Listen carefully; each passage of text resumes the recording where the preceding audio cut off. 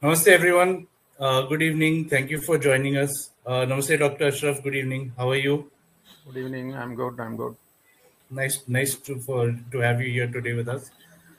So today's event, Dr. Ashraf will be talking about Aryan and Dravidian perspectives of the Asian elephant in ancient Indian literature.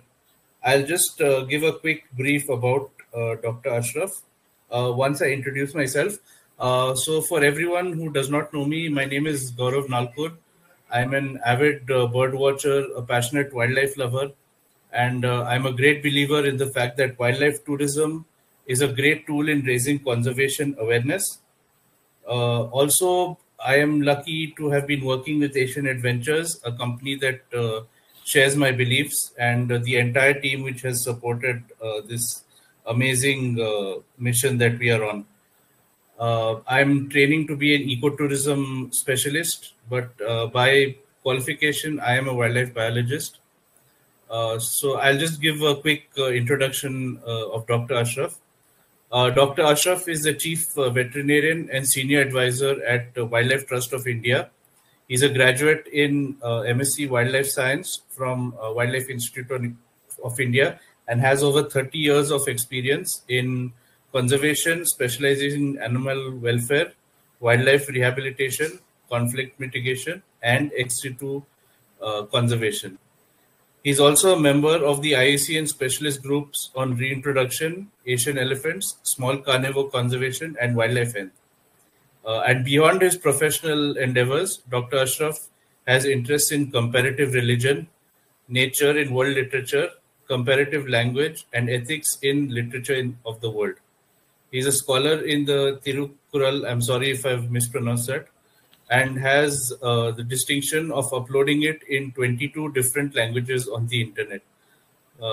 He recently co-authored the first authentic book, Tirukural in world languages, and is also the author of many published seminar papers on the cultural and literary significance of Indian wildlife. So thank you so much for having you for joining us today, sir. It's a great honor to have you here giving this presentation. So without further ado, I'll request you to start your presentation. Okay, thank you for the opportunity. And this is even though this is the first time I'm talking on this subject, some parts of this presentation have appeared in various forums and various presentations before. But as an idea, this is the first time it is being screened or presented. So here, as you see, my talk today will be on what is a little bit about. In the beginning, I will say what is Aryan and what is Dravidian from the perspective of my presentation. And then we look at what literatures portray the elephant, how they look at it, the people who wrote the text, based on their experience or based on their discussions. We looked at the elephant and then presented the animal to the reader. I dedicate this talk to Dr. Johnson for many reasons. Number one, the main reason is actually he had asked me to write an article on this Aryan and Dravidian perspectives of the elephant in literature. And I had started writing this, and he kept on reminding me. So I thought I will at least present this same subject. So he's unwell. Many of you may not be aware, he's unwell. So I dedicate this particular talk to Dr. Johnson, who was my teacher at the Wildlife Institute of India. It goes without saying, the most frequently mentioned wild animal in literature. When I say literature, I'm talking about Asian literature, especially Southeast Asian literature, in particular Indian literature. South Asian means even the Sri Lankan one. the most commonly mentioned wild animal is the elephant, probably of all animals. There are many reasons for this. Number one is elephant is a creature of contrast, as anyone would appreciate. In the Western zoos, elephant is a major attraction. In India, we see elephants, captive elephants, so we are not very particularly fascinated to go to the zoo to see an elephant. So there are various reasons why the elephant, besides the size, it's a social animal, just like humans. It has a long lifespan, just like humans. And as I said, large body size. It has got horns, what we call horns, or the teeth are the horns, what we call the tusks. Long proboscis, which no animal has. In the sense, no mammal has a long prehensile proboscis. And over and above, we have this phenomenon of must. Male elephants, especially Asian elephants, males coming to must periodically. And if this is not enough, we have managed to capture them, tame them, and train them for our use. So all this, so they have become very close to us. And for all these reasons, elephant was declared as the heritage animal of India in 2010. But the animal has done a lot of sacrifice for getting that tag. It's only when you keep an animal in captivity or when you are associated with an animal, a wild animal, it becomes a heritage animal. So the elephant has gone through a lot of struggle, misuse in various fronts, and it has now got the tag heritage animal of India. Dr. Ashraf, sorry to disturb you. I think some people are saying the slides are not moving. It's not visible to them. Oh, okay. So I don't know. Slides are not. No, actually, I am still. Okay, are you still on the title slide? No, I'm not in the title slide. I have moved further. Okay, I think it's not moving for them. Should I start the presentation from my end? Oh, maybe that would help. This is something that I don't know why. Maybe I will share now. the screen. Yeah. Maybe I will share the.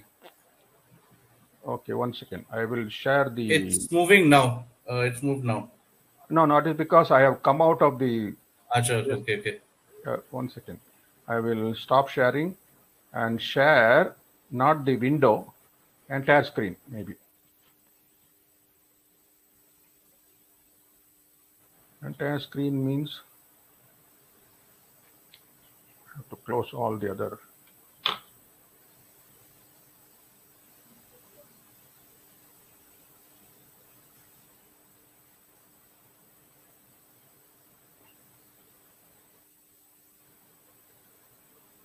We could have checked this. I don't know. Are you able to see the screen moving?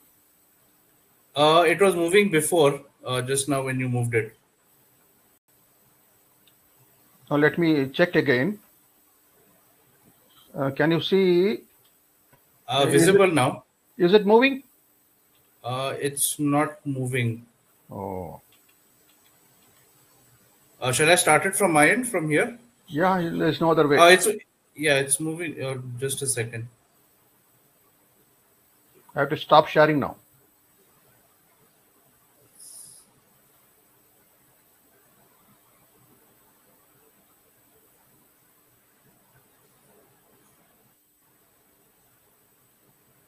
Yeah, I can see your screen.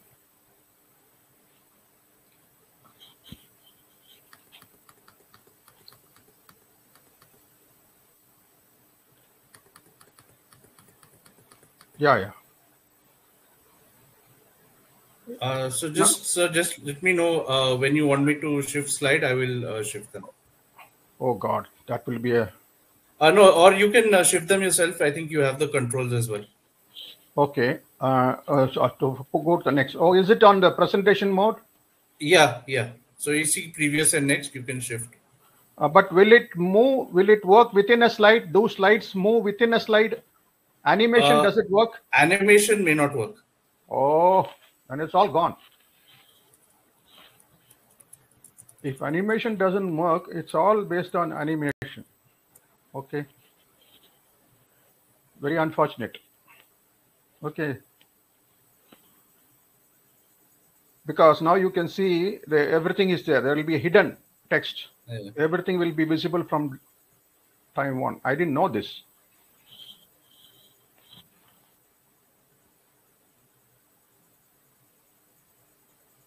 Okay, anyway, for whatever it's worth, let's continue. Okay, so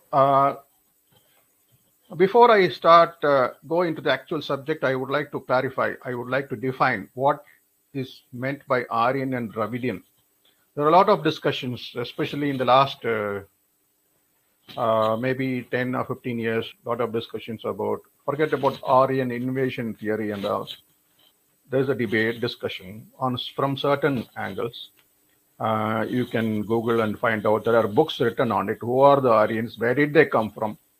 And how did they? What was their language and things like that. But what I am going to say is, you will understand what I am talking about. For the first time, the word Dravidian as an English word in the literary circle was used by Cadwell based on earlier references in Sanskrit literatures. The Sanskrit word Dravida was used by Kumarila Bhatta in his work, and this in 700 CE, which is you can say 1300 years before. But before that itself, there were inscriptions. The oldest inscription of the word Dravida or Dravida, written as Damita, comes from Orissa. That was 150 BC. Hastikumpa inscription. I have been there. I tried to find out the word Dravida written there on the rock. You know, that is in Brahmi script, so I cannot decipher a lot of text actually.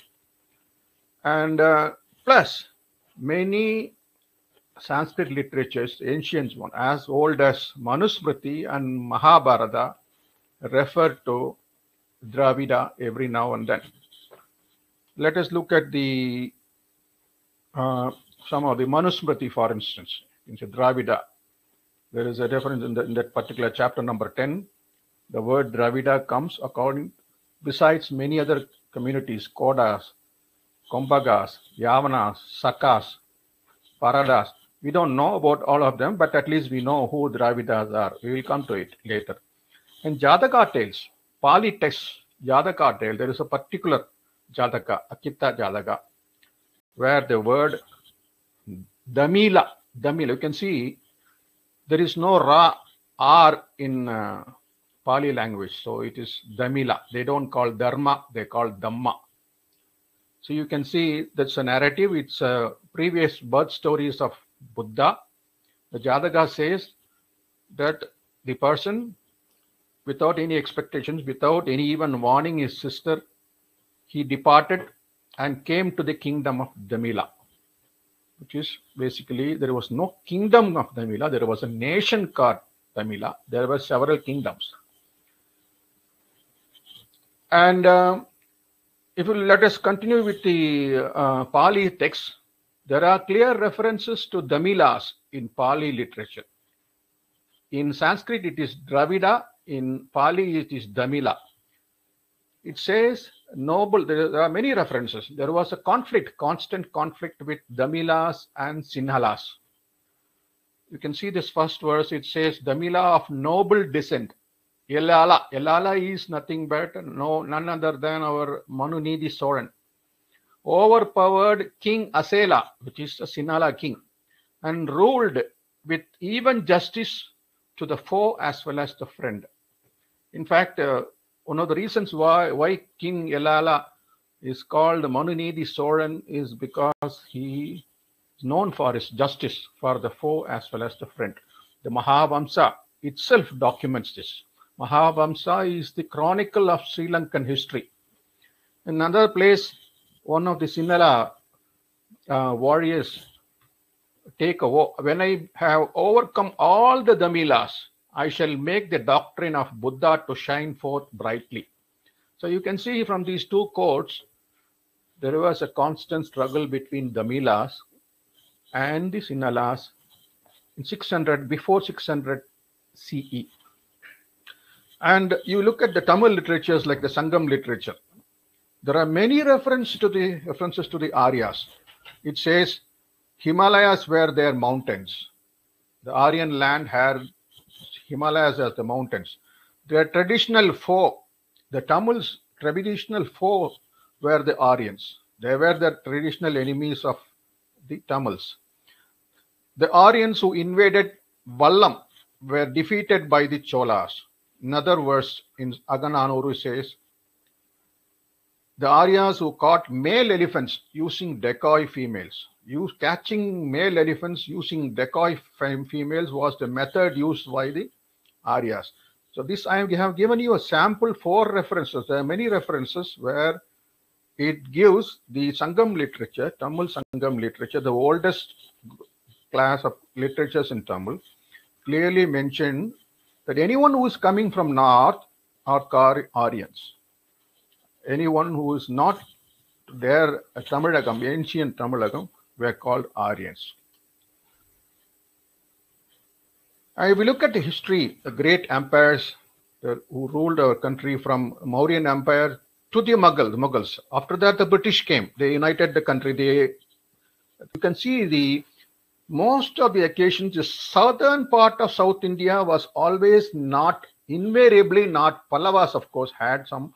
There was a brief period of time when almost entire Tamil Nadu was part of the kingdom. But otherwise, by and large, the southern South India was not part of the major kingdoms. It is only because of the Pandyas, Cholas, and Chera Chola Pandyas, plus many other small chieftains. So politically, the region continued to be, even now, you can see, even now politically, this particular region of Kerala and Tamil Nadu continues to be a different entity even today. Now, when I say forget about the racial connotation or group connotation, just look at the linguistic elements. You have Dravidian languages. You can see on the right side, the green distribution of all the Dravidian languages. On the left side, the distribution of Indo-Aryan languages. Sanskrit is no longer spoken, but there are several Indo-Aryan languages spoken in the country. So I am talking, my entire presentation is from this perspective of linguistic lineage of a Dravidian literary tradition as well as Aryan literary tradition, symbolized by Tamil literature and Sanskrit literature. Why I have not chosen Kannada or Telugu? The main reason is, not besides the fact that they are all alien languages to me, but the most important thing is they don't have a literary history as old as Tamil. Only Tamil can compete with Sanskrit with respect to antiquity as well as a unique tradition, which I will tell now. The history of Sanskrit literature is very simple. They say that the Vedic literature, the Rig Veda, is as old as 1500 BC. And you had various stages of Vedic Sanskrit, plus a period of epics, Shastras, and Upanishads, followed by the classical Sanskrit period, where at the time when you had famous poets like Kalidasa, then a period when Puranas were written, Puranic period, and the medieval period. And after the medieval period, the number of Sanskrit literatures waned and literally came to a standstill, maybe 8th century almost. But when you compare to the past, there is no production of, hardly any production of significant literature in Sanskrit. It was never a language of the masses. It was a language confined to the priestly community. And there was no history of it. The first inscription in Sanskrit appears in the 1st century AD or 2nd century AD. There were no inscriptions before. It doesn't mean that it was not written, even though oral tradition was there, must have been, like, for instance, Arthashastra would have been definitely written. It is not something that should be meant for, it is meant for chanting. So this is a brief history of literature, history of Sanskrit. And let's go to Tamil. Tamil had inscriptions dating from 500 BCE, and you had the Sangam period, which is not as old, not very old as the Vedic period, but starting from the 100 BCE. Then you had the post-Sangam period. Then you had the Bhakti period, largely a result of the entire Bhakti period is the Bhakti actually generated in Tamil Nadu. The Tamils gave the Bhakti. They were responsible for reviving Hinduism. And then you had the medieval period where you had a lot of commentaries written. So this is the brief history of Tamil literature. And my presentation is going to be entirely on, largely with respect to, if you look at the Tamil history, literary history, the uniqueness comes from the Sangam literature, what we call 8 anthologies and 10 poems, Pattu Pattu and Ettu Togai. So these 18 classics constitute, that they are all poems on love and war. They are the unique ones. They give the distinct identity to Tamil literary history. Now, when I talk about this poems of love and war in Tamil literary history, there are around 2,381 poems. They have been classified conceptually into interior Agam poems and exterior Puram poems. Agam poems are concerned with love, to put it in simple words, and Puram poems are exterior actions, like war, going out for studies, going out for business. They're all exterior actions. 78% of the Sangam poems are Agam poems, and the rest are Puram poems. So you can roughly say, you may be tempted to think whatever that happens inside the house is Agam, and whatever happens outside the house is Puram, which is not true. For instance, okay, now the animations will not work. It doesn't show up. For instance, we work from home. These days we work from home. So sitting at home, what we are doing is an exterior work.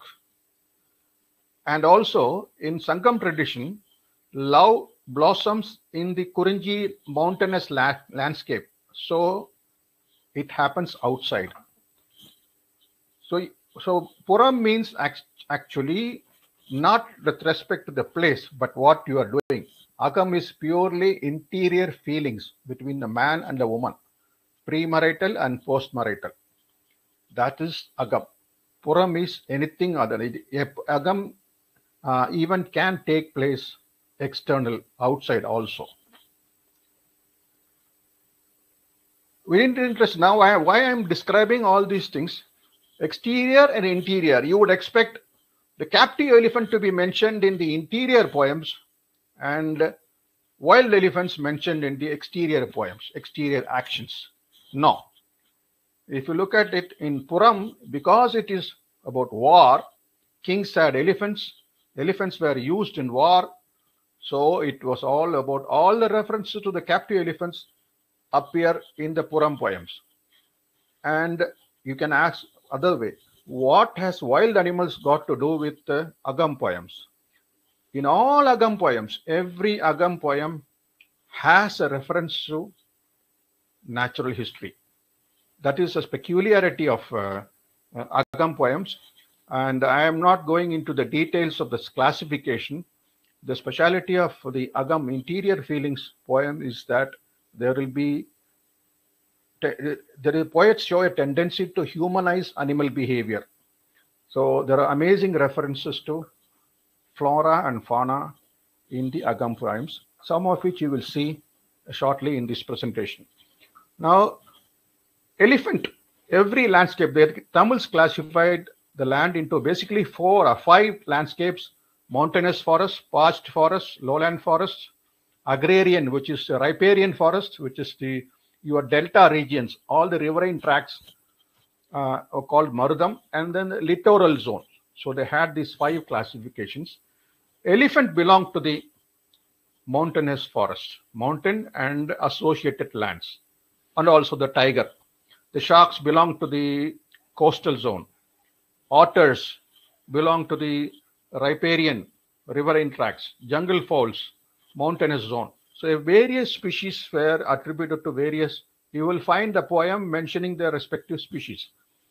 Now, when you talk about elephant, elephant belongs to mountainous and region as well as the foothills.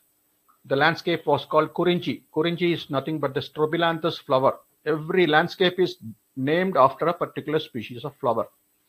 For hills, the most important species, many species, elephant and tiger. And love actually starts at first sight.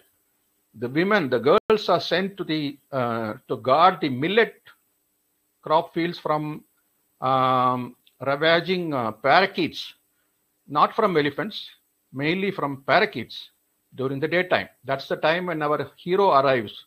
In the pretext of, or maybe he was talking a elephant. He won't say, I was talking a deer. Did you see the deer? No, he will say, I was talking an elephant. By the way, did you see that?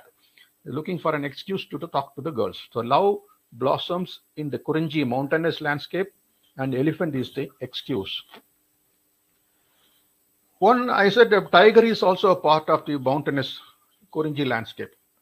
And there are frequent references to the elephant and the tiger coming into the conflict. You know, they would like to see two large animals, two magnificent animals coming into conflict. Even though they share the same habitat, elephants and tigers, they generally avoid each other.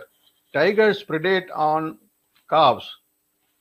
Rarely do they attack adult males. Now, both these species in Tamil literary history, both elephant as well as tigers are respected. The elephant is called the noble elephant. The noble elephant, Annal Yanai, noble elephant.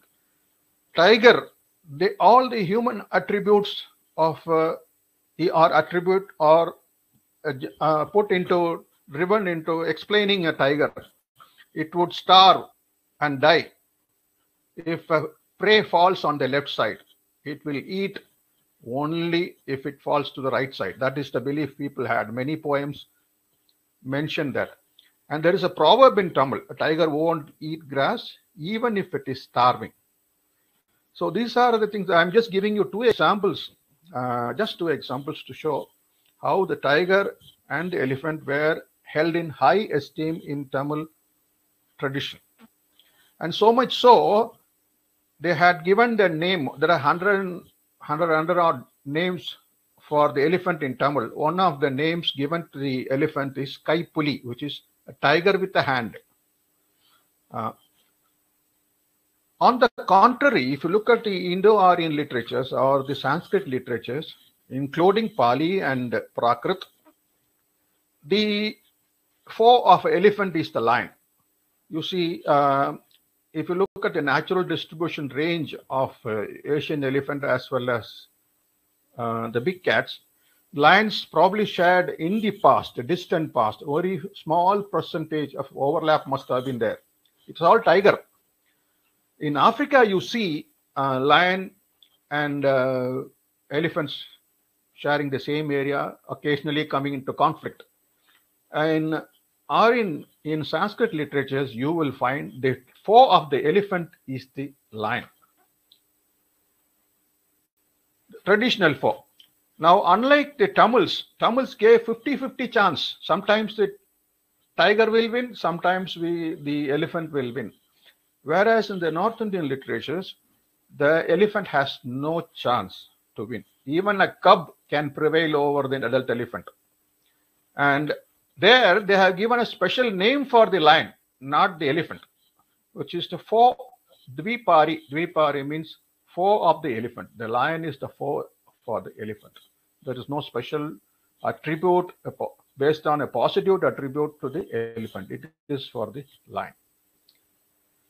And a consequence of this lion-elephant conflict or lion attacking conflict, invariably killing it and ripping open the temples of the elephant, he serves one particular purpose, one particular narrative in Sanskrit literature, which is to break open the temple. When you say temple, it is not a place where there is temporal glands. It is the kumbha, the two pinnacles on top, and expose the pearls, gajamuktas, from the head. Now, the idea of gajamukta is not something real, that's something accepted. There must have been some in the past, distant past, which it is actually a myth or a legend. Scientifically, it is not accepted. The Gajamukta is not accepted as a reality. Now, Gajamukta in Indian Indo-Aryan literatures, Sanskrit literatures, the pearls are located in the temple of the elephant, on top, the kumbha, the two bulges on top of the elephants. Asian elephants have those two bulges.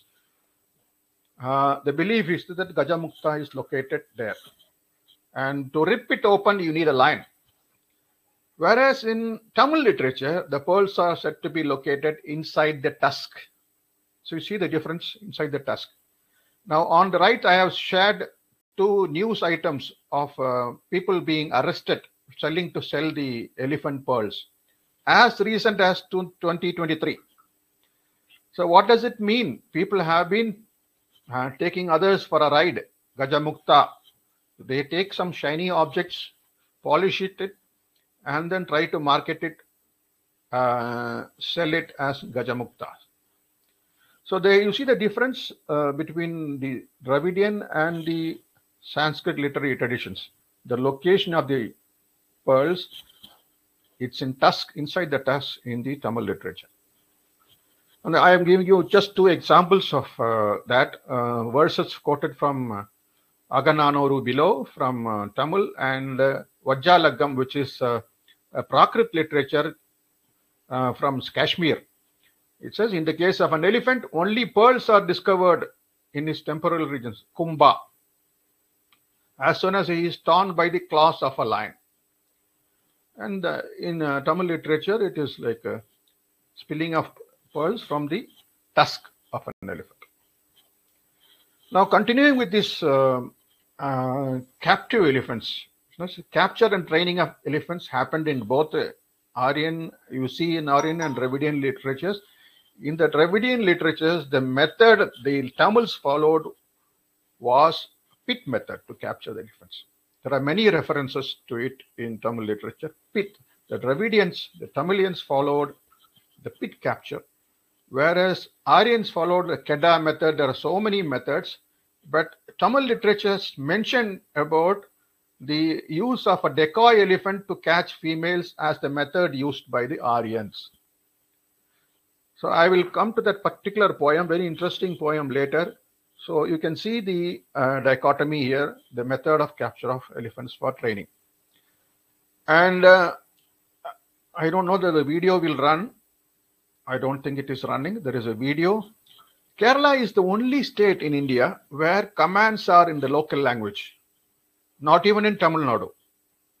In Tamil Nadu, when they established Dr. Krishnamurthy, you can see on the right side, he writes that when they established the first elephant camp in Mudumalai, they brought keepers, mahots from North India. So they used Hindustani throughout the country, Karnataka, Andhra, Northeast, Maharashtra, Central India, in all these places, the commands are in Hindustani. There will be minor variations between states or between regions, but otherwise they are all Hindustani. They sound like Urdu or Hindi. Only in Kerala, especially for the temple elephants, the commands are in the local language, Malayalam. But you see, they might have brought the mahouts to Mudumalai from North India, but even before that, Sangam literature clearly mentions that elephants were trained in northern language, which was not Tamil. Vadamori Paitra Kalla Ilanger. It means young trainer held a forked rod.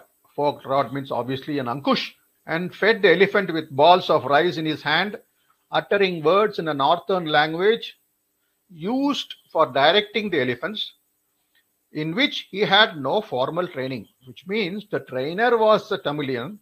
He was using a northern language in which he had no formal training, as it is happening even now. Again, this is all mixed up because the animation within a slide is not working.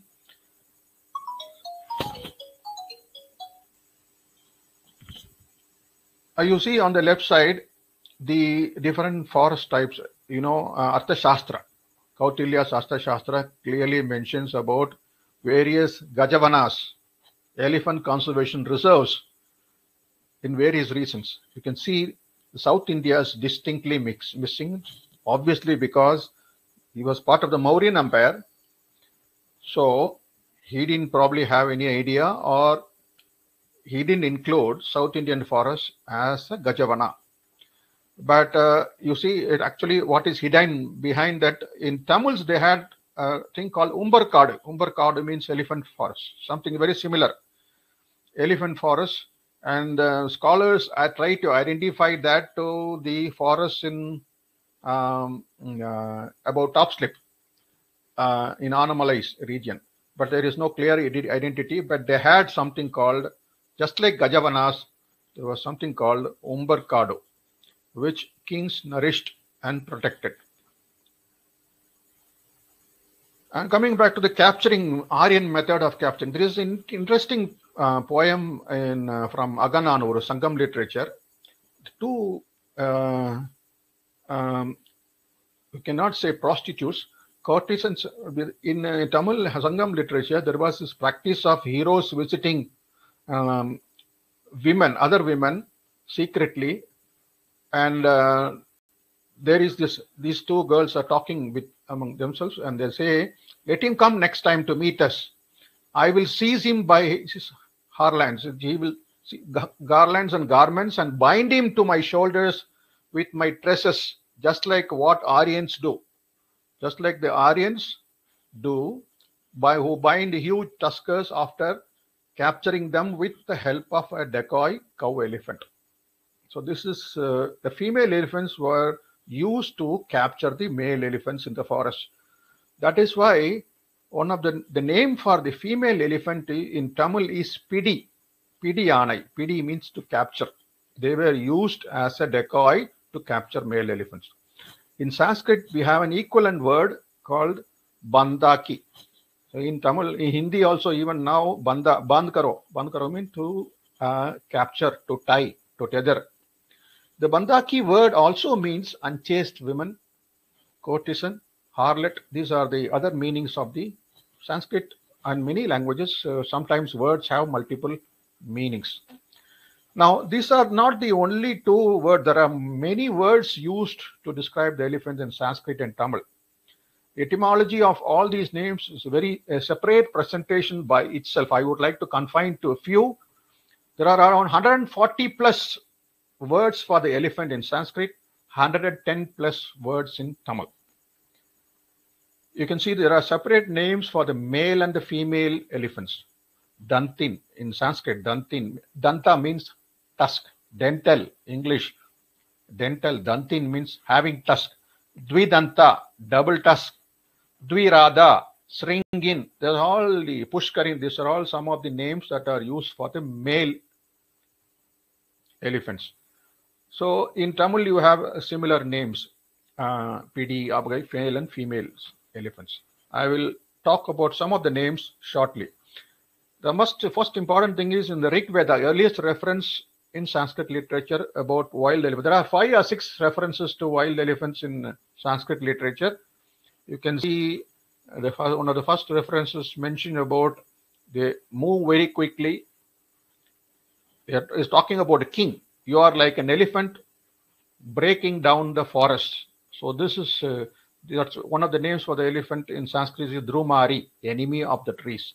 In Tamil, because of the crop riding habits, it was called, one name for the elephant is Kalvan. Kalvan actually means thief. There are many names based on the anatomical peculiarities of the elephant. Like for instance, elephant is the only animal with a hand. It is the only elephant. Yes, monkeys have hand, but you see, they use one of their legs, one of their feet as a hand. Elephant is the only quadruped with a hand. And so Aryans were so fascinated seeing an elephant, they named it animal with a hand. Even though there is a word in Tamil called kaima. Kaima means animal with a hand. It is not the oldest word.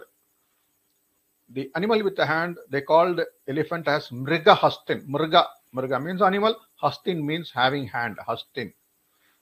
Soon the prefix mriga was dropped in the Rig Veda itself. It was simply elephants were called hastin.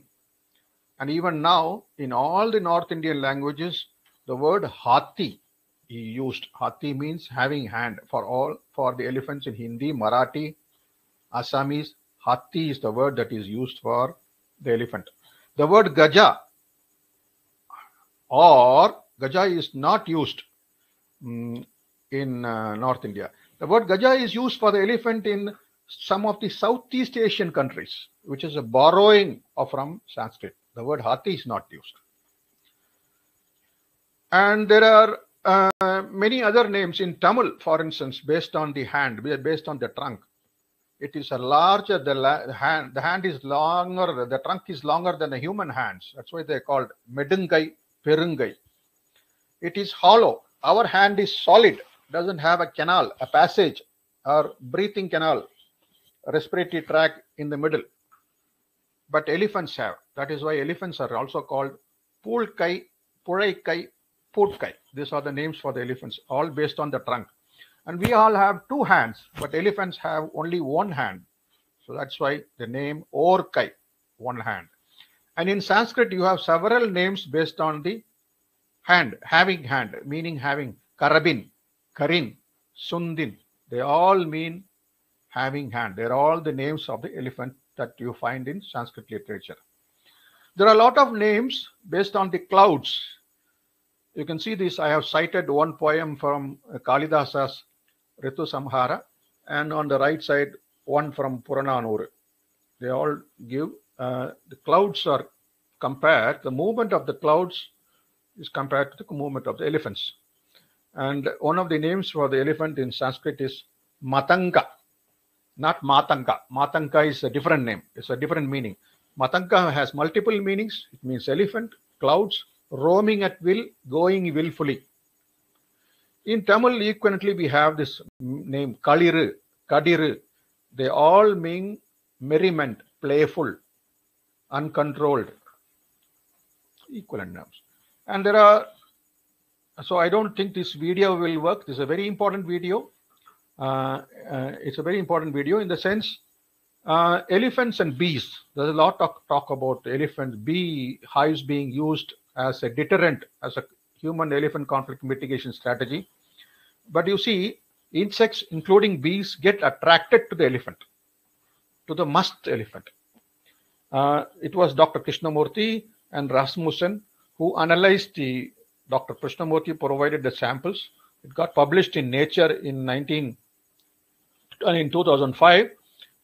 They looked at the chemical composition of the musk fluid, and then they discovered it has a chemical called frontalin.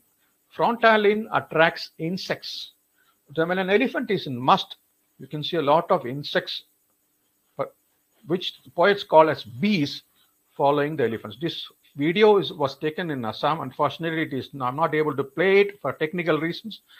You can see the wild male in full musk coming. You can see a small swarm of insects following the elephant. So there are many references to the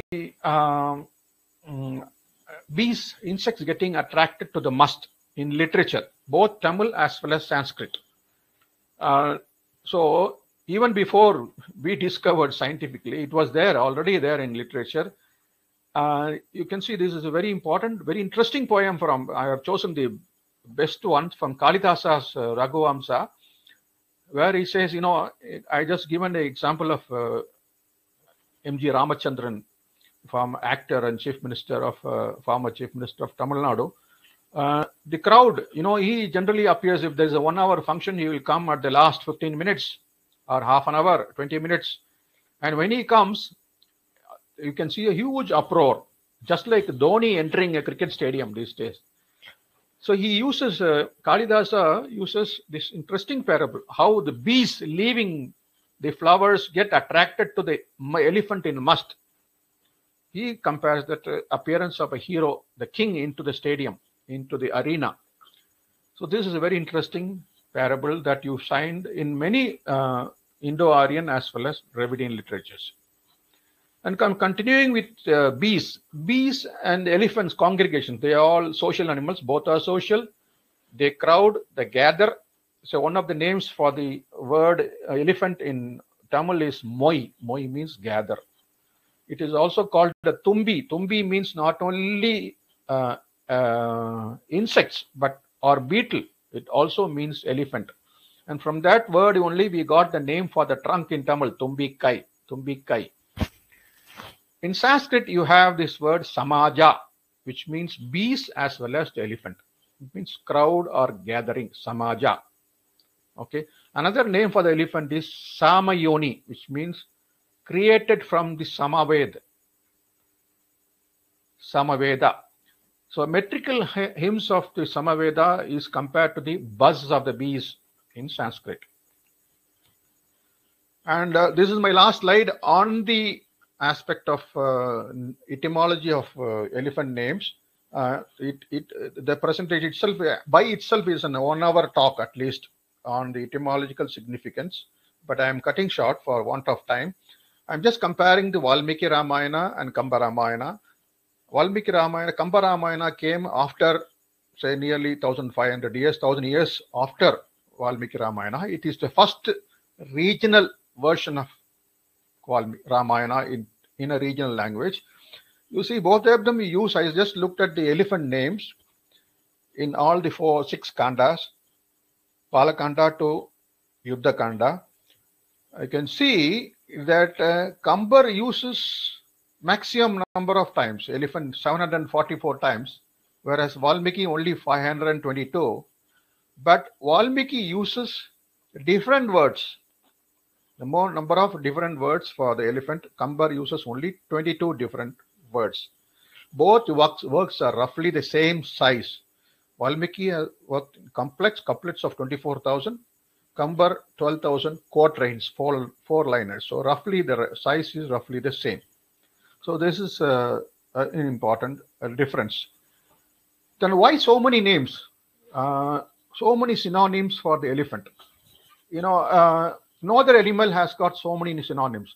Look at peacocks, lions. In Sanskrit, peacocks, less than 100 names, 75, 70, maybe 80, rarely. But elephant alone has so many names. Why so many synonyms? Daniel Ingalls, who was the professor earlier at the Harvard University, says, as a general rule, Sanskrit was not a language of the family, 100%. Sanskrit was therefore divorced from the area of life where the poetry of what I would call a natural language, for instance, Tamil, derives much of its strength. It was diverse from the daily life.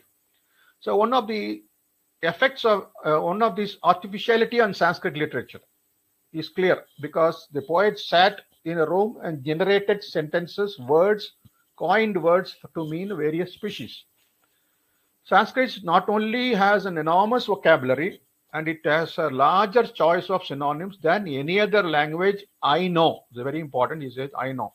In a natural language, there are probably no synonyms. Yes, Yanai is the one word that is used everywhere in a common mind, in a conversation. If you are to use 10 different names, people will get confused. So in a conversation, you will use 1 or 2, maybe 3 words.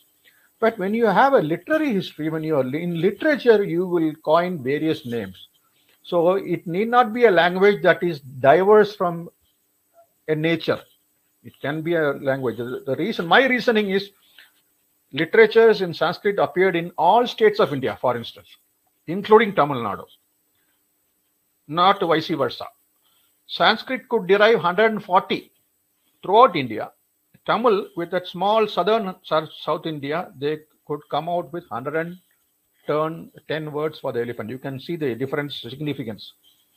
So the antiquity, diversity of a literary tradition matters. It is not that whether you are diverse from natural or whatever, artificial or natural, but most important is antiquity and diversity, plus a long history of cultural acquaintance with the elephant, which is there in Sanskrit as well as Tamil. These are the reasons why you have so many synonyms for various animals.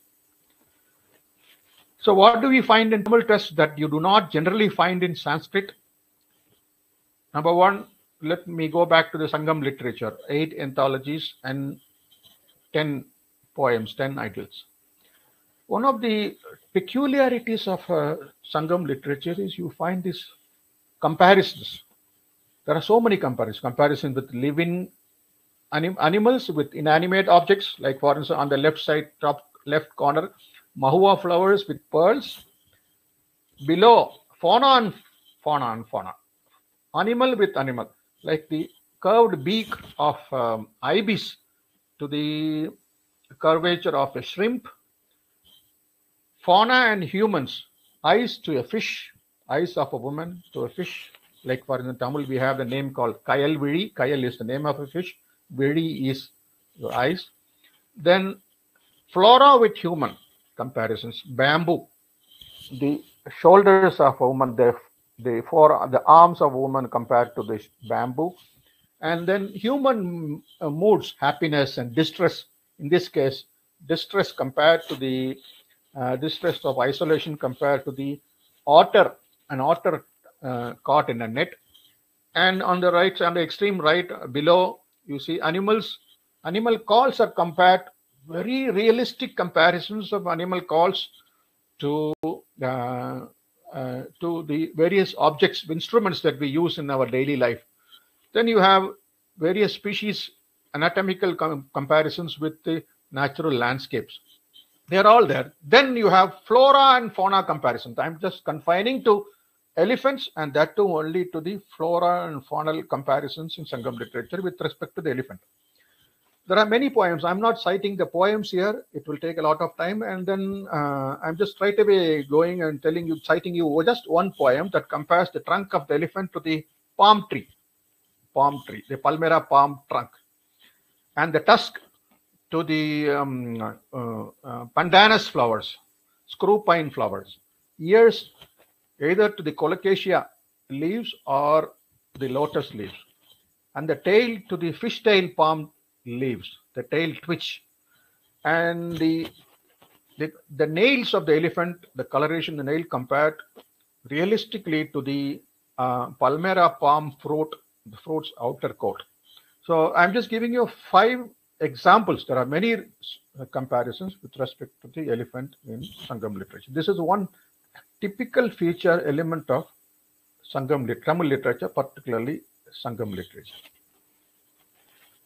Now those are all mixed up because animation is not working. I don't think I will be able to explain this properly. I just wanted to say how elephants are used in similes and parables in the true traditions. They are going with that elephant lion enmity as well as tiger elephant conflict. There are so many poems, ethical messages conveyed to the reader.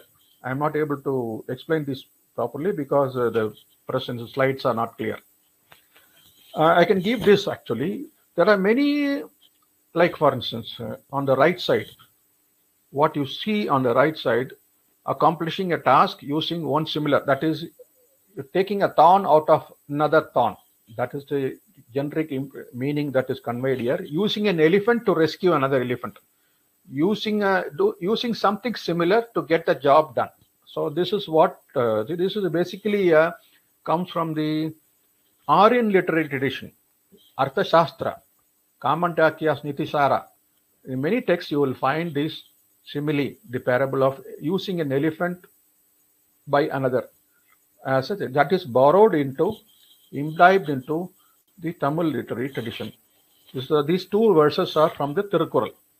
On the left side is nothing to do with Aryan literary tradition. It is unique to the Tamil Sangam lineage. which says wealthy man's undertaking are like elephant fights witnessed from a hill. He doesn't have to be there physically. A wealthy man can get things done. His enterprises, they're all like he will watch from a distance. He can get things done by commanding to his staff members. He need not be in the field. That is the basic message. And there are many interesting, I am just stopping here because this particular, there are many similes and parables for importing morals in literatures. And one thing that I would like to see, I have never seen in any other literary work, is about this friendship, about the friendship. Here, the dog gets more respect than the elephant. You should have friends who are like dogs. Don't have friends who are like the elephants, because an elephant, in spite of knowing you for a long time, it can kill you. The mahouts, you'll see the news of mahouts getting killed. Invariably, it is the mahout who gets killed. The elephants don't harm the neighbors, the others. It kills the mahouts because of ill treatment. So when it comes to must, when it gets angry, it kills the mahout. So you should have friends like the dog, because the dog, even if you cause a harm, even when it is about to die, it will still wag its tail, seeing the owner. So you should have friends like the dogs, not like the elephants. So there are so many. I have just given you a few examples. There are umpteen number of examples I can give about elephants being used for teaching morals. Now, what do you find in Sanskrit texts that you do not generally find in Tamil texts? One is the elephantology. Shastras on elephants you find only in Sanskrit. Hasti Ayurveda, Gaja Shastra, Artha Shastra, Niti Shastra, Niti Sara, Samhitas, all these Yatika Sampu and Gaja Siksha, Manasanalla, Agni Purana, Matangalila, Gaja Graha, Paksha, all these texts, I have given you the major ones. They all contain, some of them are completely on elephantology. Some of them have, like Arthashastra, they have sections on elephantology. It is unique to Sanskrit literature, and you do not find that in the Tamil literary tradition. The other thing is about elephant mythology. Because most of the literary works in Sanskrit or in Pali or in even Prakrit are religious. There are a lot of mythical elements, and elephants are there in Hindu mythology, like this, the four directional elephants supporting the earth, and they are resting on a tortoise. This is the Gajas, directional elephants. And there's other myth of the Indra's vehicle, Airavata, being the vehicle of Lord Indra, the rain god. Now, in Sangam poems, Indra, identified as Tamil as Vedan, one of the deities of the riverine tract or Marudam landscape, is identified with Indra. And you have this Gajendra Moksha, another myth that you will find in all literatures. And because of the religious influence, you will find them in the Bhakti literature in Tamil also. I have cited one reference from the Nalayira, the Vaishnava text of in Tamil, Nalayira Divya Prabandham. And in Mahabharata, you have this legend of myth of the Bhima, his ability to throw elephants into space. And in Buddhism, you have this Gajatame, which symbolizes the conception of Lord Buddha, an elephant with 6 tusks, appeared in Queen Maya's dream, and he entered the womb of Queen Maya, and for the conception of Lord Buddha, to destroy the evils of the world. This is a myth that is recorded in Buddha Charita. Buddha Charita is a 1st century or 2nd century classic in Sanskrit on Buddha Charita. Okay. First biographer of Buddha. Then you have Giri Mekala, which is actually, the Mara, when Buddha was meditating. Many of you might have heard about the tempter, the devil, called Mara, who tried to distract Buddha's meditations. He came on an elephant back. Elephant was the vehicle he used to distract Buddha, Lord Buddha. And the Ganapati, most important thing is Ganapati. Ganapati as a deity appears only in the 4th century CE. He was elephant god, remover of obstacles. I don't want to get into the mythology, how it all happened, but it's a typical of Sanskrit Aryan literatures, the mythical element of elephants. Okay. The next one is mythical portrayal is Gajasura, elephant demon Gajasura, where Lord Shiva skinned the elephant Gajasura and wore it. So in Tamil, he is also called Yanai Uri Portiya Peruman. Peruman is Shiva. Uri means skin. Portiya means to wear. Again, this particular reference is from Tirumantram, a Tamil classic of the 10th or 11th century CE. They're all due to Vedic influence, the Aryan influence. All these, after all, as I said earlier, the bhakti took shape in Tamil Nadu. Tamil Nadu was responsible for reviving Hinduism from Buddhism and Jainism.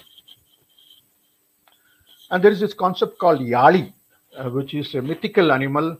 We can call it roughly as Leophant. It is a combination of a lion with a trunk and tusk. It's a lion, basically a large lion with a mane, the trunk and the tusk.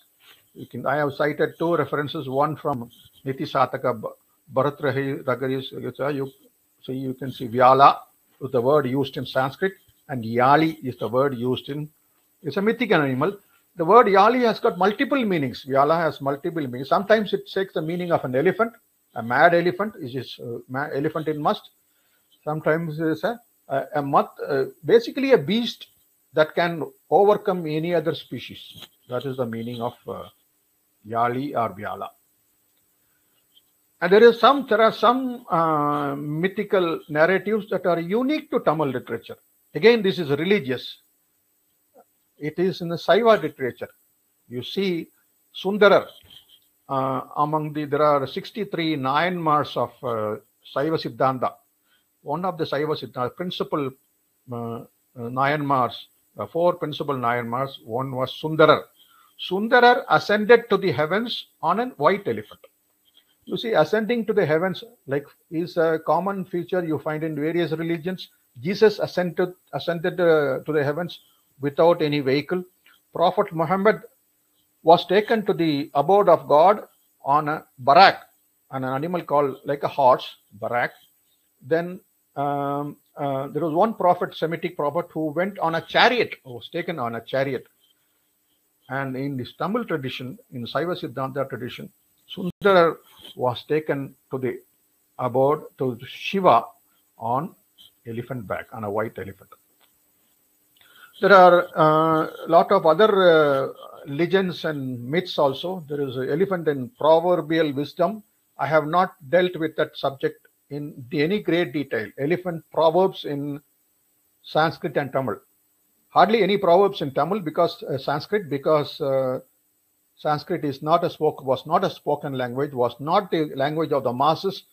So whatever you find as proverbs in Sanskrit, they're all wisdom sayings, wise sayings. Now let me concentrate on this particular myth or a legend. There is a belief that elephants, when they eat an elephant apple, which is called wood apple. Wood apple is Feronia elephantum. It is not your bear, your eagle marmalus. No, this is another wood apple which is found largely in South India, Sri Lanka, all along the eastern coast up to West Bengal, and very popular in Myanmar. Elephants eat them without damaging the shell. They have the capacity to digest the contents. So the belief is because when you go to the forest, many places you will find empty shells intact with the contents missing. So I was looking for this answer. I remember asking many of my friends, is it true? I remember asking Dr. Manoharan, I think he is listening to this presentation once. He said, it is true. It happens. So I was not convinced. But when I went to Sri Lanka, I got the answer. In Sri Lanka also, this is very popular. You can see so much so. There are different sayings, proverbs in Sinhala, Sanskrit, as well as Tamil. Like a wood apple eaten by an elephant. This is a simile. Like a wood apple eaten. The meaning is roughly the same in all three languages. So I got the answer in Sri Lanka. What happens is insects drill through the shell. So insect means ants. You can see the ants. You can make only a small hole. They go inside, take all the contents, and go out. I can see when you walk in the forest, empty shells with no viscera, nothing inside. So you get the people think that elephants have eaten, digested, and thrown away the empty shell, which is not true. They are all eaten by the contents were eaten by the insects. Now this Vilangani, this wood apple parable is used in literatures. It's more of a South Indian phenomenon. You will find that in Tirumandram, the 11th or 10th century Saiva Siddhanta work, like the wood apple fruit, which is eaten by the disease from within, so is the soul, Shiva. He swallows everything without residues, making everything himself. This is a parable that is used. I'm just citing one literary work where this parable is used. I think this is my last slide. Yes. For want of time, I have not dealt with elephant in war, not dealt with elephant in proverbs. That's a very interesting subject by itself. I have touched only one proverb. Ecology and behavior, very realistic description of ecology and behavior of elephants in Sangam literature. Then humanizing animal behavior, trying to tell, say, the heroine telling the hero that you are going through a forest. Look at the way elephant is taking care of its mate. You are ignoring me. So there's humanizing animal behavior. There are very many references. And lastly, elephant in philosophy, tattvas.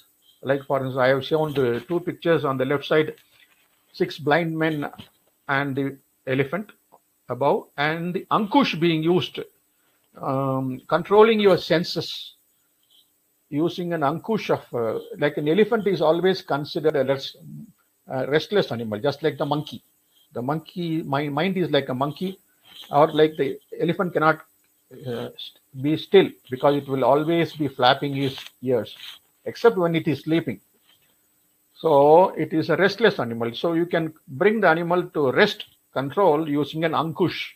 So the ankush is used as a parable in many literatures, including Tamil literature. So all these things, elephant in philosophy, tattva, I have not dealt with. So before I finish, I would like to thank these particular two websites. One is Pandya Raja's website on Tamil literature, concordance on Tamil literature. Another one is spokensanskrit.cce. It's a very interesting website. All you have to do is use either type the Sanskrit word, transliterate, or even in English word. You type, you get all the synonyms, words that are used for the particular object or a material or animal or a plant. So many thanks. I acknowledge both these sites. Plus many people have helped me in not for this particular presentation over the years. I thank all of them. Thank you so much. Unfortunately, this thing was not working, so animation was not working. So for whatever it's worth, that's the end of my presentation. I think I have taken, I don't know how long I have taken. I am within the limits I've supposed. Thank you. Thank you, sir, for such an amazing talk. I mean, it was, I don't know about everyone else, but this was such an eye-opening experience for me. And I mean, you are truly a treasure trove of knowledge on this, and I'm sure many other topics as well. I'm sure maybe people would be interested in a follow-up where you can talk about the things that you did not get a chance to talk about. I'll just like to ask those attending, if you have any questions, please keep them in the chat box.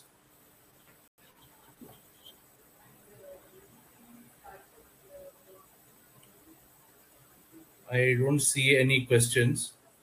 Just Yeah, there is a question from Aishwarya Menon.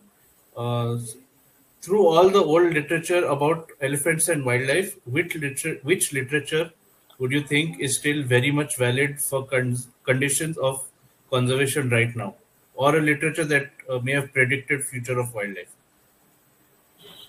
Uh, you see, every literature, ancient literature, has its own time.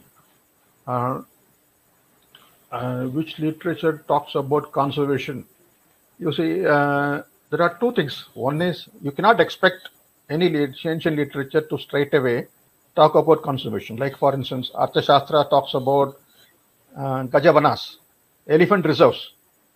Yeah, but those elephant reserves were not created for the purpose of conservation. They were created, they were established to make sure that elephants do not disappear from this earth. So to prevent people from hunting them left and right. Like, for instance, Arthashastra, there was a reward for bringing every tiger skin. You kill a tiger, you will get a reward because they were killing cattle. You get a reward. But elephants, no. Elephants were protected. Gajavanas. So there, conservation, the first elephant sanctuary happened during the period of Mauryan Empire, but that doesn't mean that it was for conservation. There are many things that you can take it positive for. There's compassionate conservation. We talk about compassionate conservation. If India has got the largest number of elephants, largest number of Asiatic lions, largest number of sloth bears, largest number of black bucks than any other country, snow leopards country, it is only because of our history of tolerance and ahimsa dharma. Nothing else.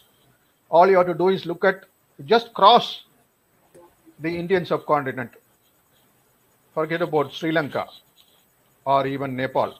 Just go to Myanmar, all Southeast Asian countries. You will have the dismal, you'll see the dismal scenario with respect to wildlife, with respect to a number of elephants. They have more captive elephants than wild elephants. So it is a combination of, you cannot recommend a text as a protocol to follow on conservation. There are so many pro-conservation news in all literatures. And it doesn't mean that, like for instance, in Sangam literature, people hunted elephants or people took the meat of an elephant, the leftovers of kill. They took. Even now it happens in Africa. But over a period of time, things changed. And like for instance, Nilgai, Tamil Nadu had Nilgai till there were Nilgais in Bandipur Tiger Reserve until 1920, 1940s. Before that, during the British period, there were Nilgais in Metupalayam. They were all hunted and eaten. Anyway, any species which is in the marginal distribution range will disappear first. So what I say is there are positive references, amazing references. People lived with nature. Now, if you ask young kids, he will say what vehicle it is based on the sound. Swift Desire. These are the knowledges people gain, the modern children gain, because that is what they hear. Those days there was nothing to hear.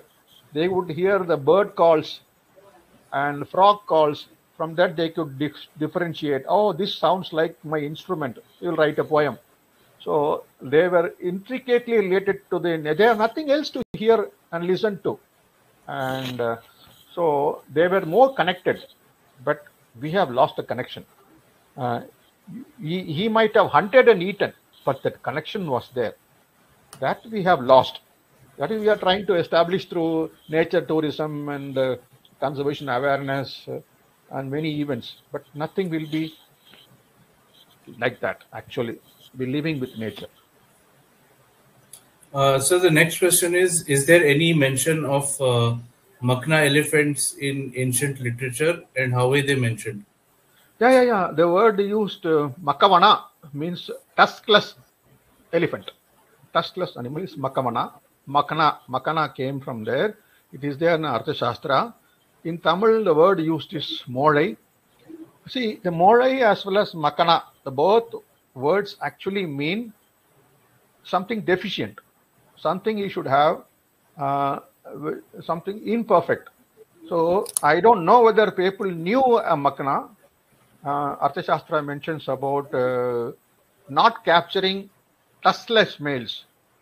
Makana. Tuskless male means subadult.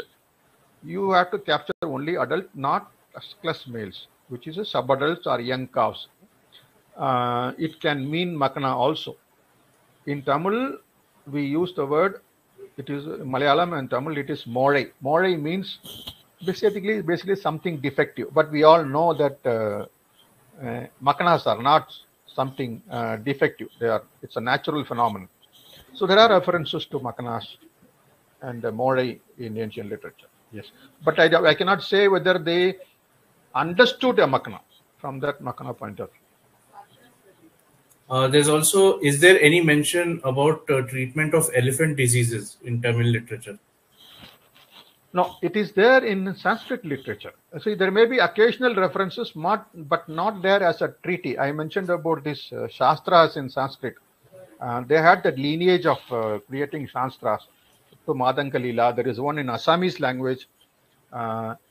So they all come from the Indo-Aryan or Sanskrit lineage, where they talk about Hasti Ayurveda, Ayurvedic medicine adopted to treatment of horses, livestock, as well as including the elephants. Elephant medicine was part of it, and there is no history of lineage in Tamil literature about elephant medicine.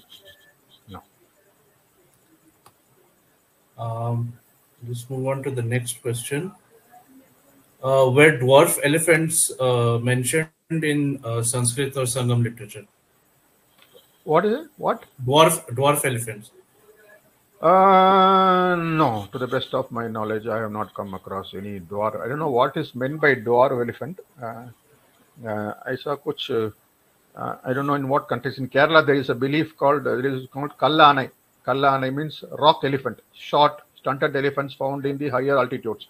It is only a myth or a legend. Or in Borneo, there are elephants there. Borneo, smaller size, body-sized elephants. They can be a separate subspecies.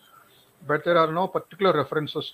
There are references to if you look at all the elephant treaties in Sanskrit Shastras, they mention most of the time they spend about the attributes of an elephant, anatomical and be a dwarf elephant. They have a separate 4 types of elephants they mention. One is elephants with a long penis, short trunk, things like that. They don't make any sense to me, but they are there. There is a question, sir, can you tell how to formulate same historical literature studies on other taxa? So which research questions should be targeted in such studies? Yeah, there is plenty of opportunities. You see, you have like Kalidasa's poems or poems of the classical Sanskrit, there are references to nature. But the kind of references you find in Tamil Sangam literature, subsequently the Bhakti came, their references to natural history decreased. The kind of information you find in Sangam literature is unparalleled. You cannot see anywhere. I have not seen. The Chinese have some literature, but I just showed one slide about the comparisons. That's only about comparisons. There are references to tiger. You can talk about lion-tailed macaque from Sangam literature. You can talk about Nilgiritar. You can talk about frogs, different words that are used, birds of prey, plants, plenty of references to the plants. And many of the words that we use even now, they are there. The same words are used.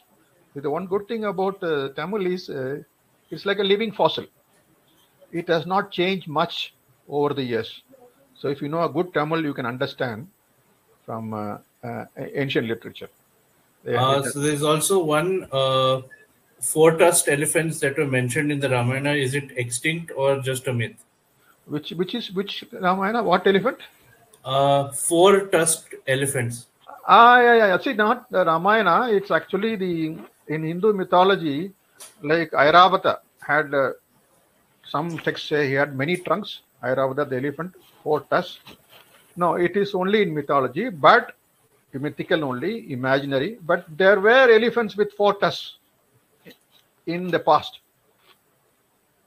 Not one, many species with 4 tusks. 2 incisors of the upper and lower incisors were, you will find it in, you look at Google and find out prehistoric elephants, you will find. There's just one more question. I'll take this as a last question, just because we have a bit of a time issue. Is there any relevance with Hasta Ayurveda and modern medicine in elephant management? I would say no. But there are traditional medicinal practices that are followed by elephant mahouts. I have seen them following. There will be some truth in that, but not in the literature that I have read. Nobody follows it. Nobody refers to Hasti Ayurveda book or Matangalila book. This problem is there, let me treat. No. Ayurveda as a discipline, it is there only in the human side as well as livestock medicine. For elephants, you can use the same medicines, definitely.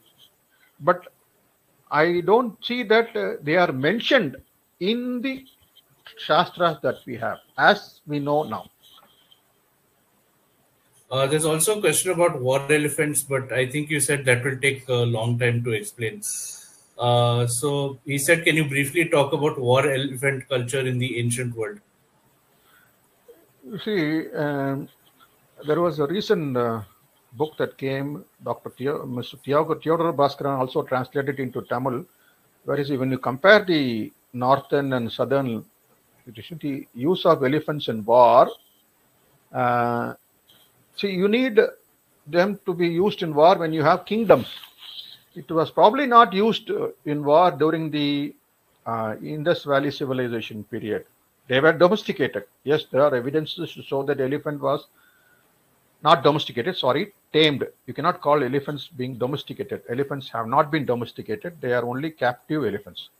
They were captured and trained in the during the Harappan period. But you need to use them as a war in an entity, then you should have kingdoms and kings and various countries. So literatures mention a lot. The Arthashastra, for instance. And again, here also, the treatises on war, basically it's a Indo-Aryan lineage. You find it in Tamil also. Tirukkural is a very good example. There are chapters, sections on war using elephant. Now elephants are no longer used. So all those, whatever that is mentioned in elephantry, outdated, is no longer used. So I'll just take this last quick question. Could you recommend some books that we can read? This is with respect to, I don't know. I think this is in with respect to elephants. See, I think there are many books I have in my collections. There are books on, there is one Shastra called Mriga Pakshi Shastra in Sanskrit, which is 12th century work. Mriga Pakshi Shastra, to know about it summarizes everything, but not a very great work. Then there is one publication called Birds in Sanskrit Literature. Birds in Sanskrit Literature. For elephants, I would recommend, in Tamil, Sangam literature, recommend 2 books. Both are available. One is in English, another one is in Tamil. Those who know Tamil can download P.L. Sami's book on Sanga Vilangina Vilakam. That is a very important book. And in English, Elephant in Sangam Literature or Elephant in the Tamil Land. There is an English PDF available on it. Very good book. Very good book.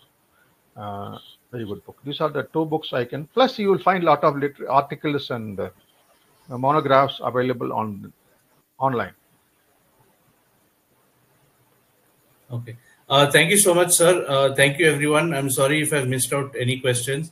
I'm sure this is just a little trailer on how vast this topic is, and everyone is very excited to learn more, and everyone wants to learn more about this topic. You've made it such an interesting presentation, sir. So I'd like to thank you again for having this event hosting this event with us, and I'd like to thank everyone who joined today. Just one quick word.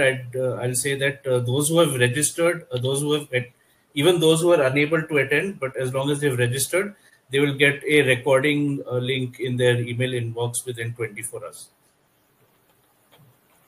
So thank you once again. Thank you, sir, for joining us, and thank you, everyone. Welcome. Welcome. Good night, everyone. Thank you. Thank you. Thanks. Thank you so much. Bye. Bye.